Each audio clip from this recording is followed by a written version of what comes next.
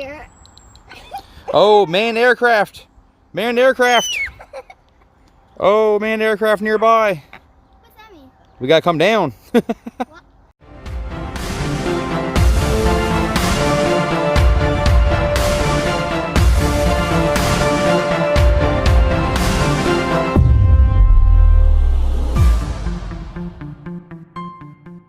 The new DJI Mavic Air 2 is incorporating some really exciting new technology. One of them being ADS-B, or Automatic Dependent Surveillance Broadcast. This new DJI Mavic Air 2 that can actually pick up on a manned aircraft's location.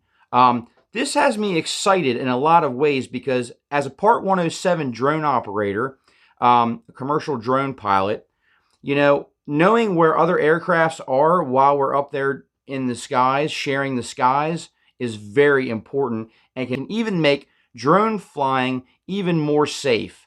It does have its limitations as of the making of this video, but I do feel like it's a giant step forward in the drone industry for consumer-based level drones. It's going to be able to receive the signal from other manned aircrafts in the area, letting this drone and the pilot know where exactly the manned aircraft is.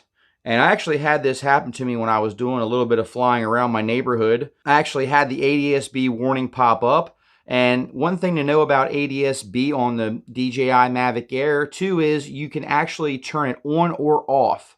That is one option. You can turn on or off in the DJI Fly app. If you wish to turn it off, you can do so. I would suggest leaving it on just as an added precaution to help you know who's flying around the area that you may be flying in, because any additional information you can use as a drone pilot while you're out there trying to get the shots you're trying to get can be very helpful.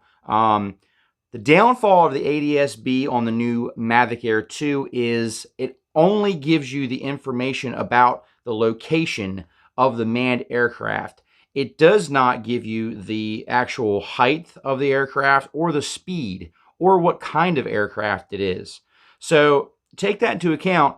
It's a great step in technology. It's really interesting and it's really neat, and I'm really excited that they put that in this drone, something we can use to help keep out of each other's way while we're up there sharing the skies.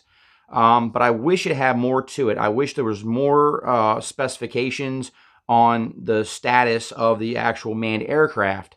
That being said, having the ADS-B in the drone and actually being able to use it to pilot the drone away from the manned aircraft, I think is excellent.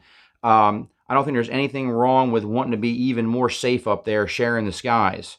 So I'm going to go ahead and show you what happened on the application as I was flying around when the ADS-B engaged.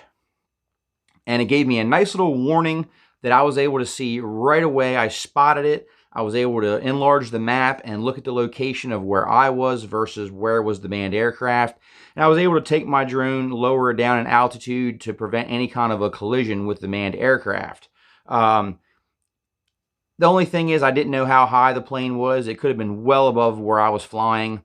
That would be the biggest downfall I see, is when you get the alert, you have no idea if the plane is going to be around the same height as the height that you're flying, or if it's well above or below where you're flying.